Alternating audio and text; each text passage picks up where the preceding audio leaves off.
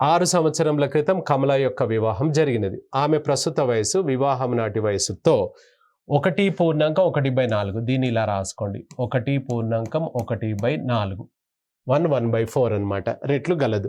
ఆమె కూతురు వయసు ఆమె వయసులో 1/10 గలదు. అయినా కూతురు వయసు ఎంత అన్నాడు. రైట్, చూడండి. 6 సంవత్సరముల క్రితం కమల వివాహం జరిగింది కదా. ఆమె ప్రస్తుత వయసు వివాహం నాటి వయసు తోటి.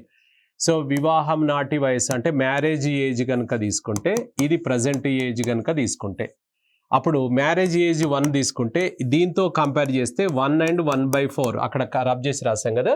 1 and 1/4 అనమాట. 1 and 1/4 దీన్ని మార్చుకుంటే ఏమైతే సార్ 4 into 1 ప్లస్ అంటే 5/4. ఇది క్రాస్ మల్టిప్లై చేస్తే 4:5 అని చెప్పకుండా నీకు ఇండైరెక్ట్గా చెప్పాడు. 4:5 అనమాట. 4:5 మ్యారేజ్ ఏజ్ 4, ప్రజెంట్ ఏజ్ 5 అనమాట. దీనికి డిఫరెన్స్ రేషియో ప్రకారం ఎంత ఉంది? 1. 140 = 6 years. అంటే మ్యారేజ్కు ప్రజెంట్కు భేదం ఎంత చెప్పాడు? 6 సంవత్సరాల క్రితం అన్నాడు కాబట్టి భేదం 140 = 6 years.